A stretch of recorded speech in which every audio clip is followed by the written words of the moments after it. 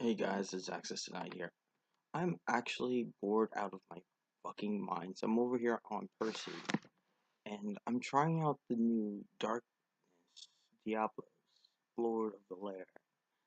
This is a pretty damn interesting card. So, as you guys know, I really love my Dark Dragons, and this one is a retrain of the previous Diablos, which for a little while I ran in my Cyber Darks way back in the day because there really wasn't anything to run and Dark Armed Dragon wasn't getting the job done, unfortunately.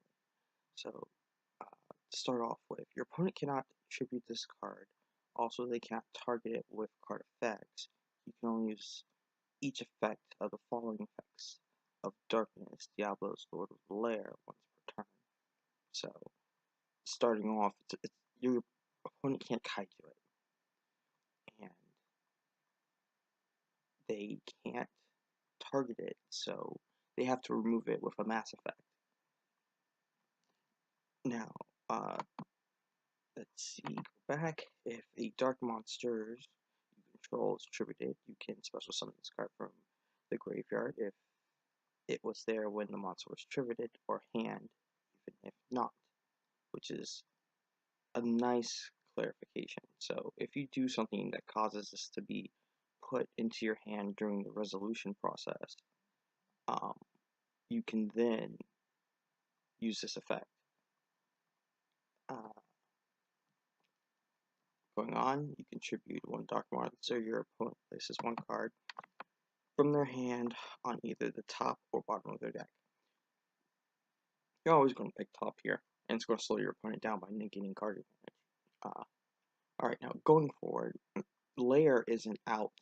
The field spell isn't out on Yu-Gi-Oh! Pro Percy yet. So I just put something together based around uh, Darkness, Diablos. So the engine that I started out with was the Blackstone Legend, and going from there, I could just normal summon this and get this motherfucker out.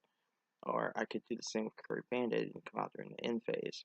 Also, there's this strange card, Evil Swarm Katos, which allows me to pop a spell. It comes in handy time to time, but I put it down to one because it just felt really strange in the deck for some reason. Good synergy though. King of Wickedness allows me to actually search him and trigger the secondary part of his special summoning effect, the even if not. So that's nice. Some pitching, um, Keeper of the Shrine to provide some defense. Uh, it's something I can send to the graveyard and just fill it up. I could also have added in Destrudo. So I might add that in later. I took it out because personally, in my 10 years, over 10 years experience playing Yu-Gi-Oh, paying life points to do things usually doesn't end well.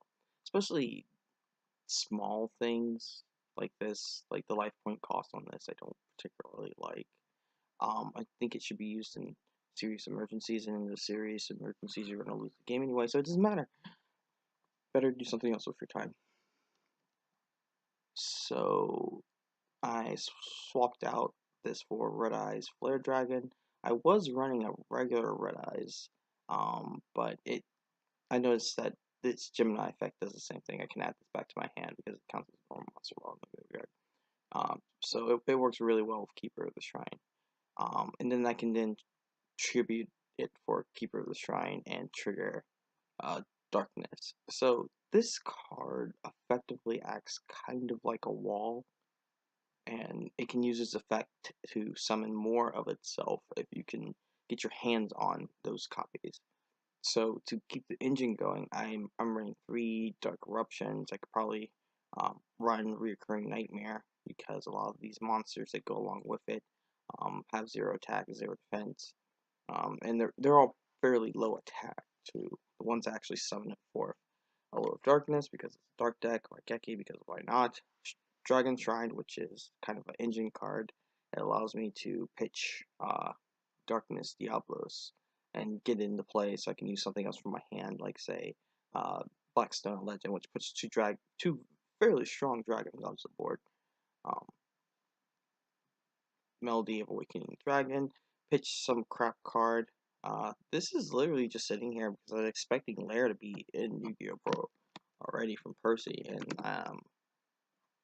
it doesn't look like his team put it in yet. I think that might be a little hard to code. That might be why. But this is just residual. The deck has been working amazingly well, um, even without it. Fool's Burial, same reason as Dragon Shrine. Fires of Doomday to provide a little bit of defense because the deck is kind of slow.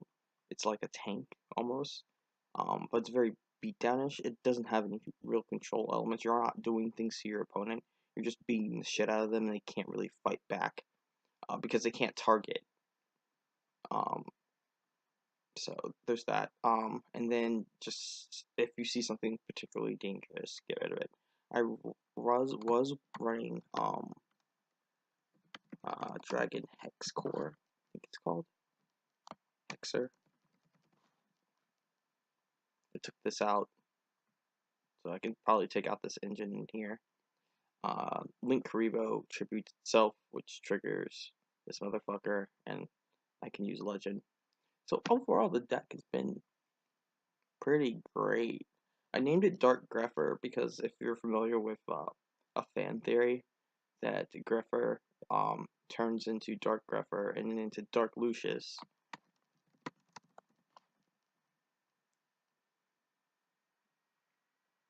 And then Dark Lucius eventually turns into it's a ritual monster.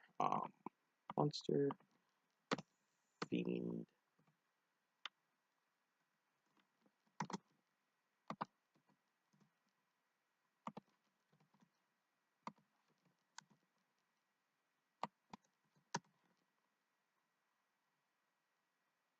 Turns into this from Dark Lucius, and then this thing turns into him. So I'm not sure if you guys can really see the resemblance, but it's a lot of a lot of similar art style. This is where he starts like growing the horns and stuff, and then this would be like kind of a younger or energetic version of Diablos, or older. It could be older. It has more wings, so it's probably older. I'm not sure if you guys can really see the way the art kind of like flows into him. There's a lot of similar art design, I guess.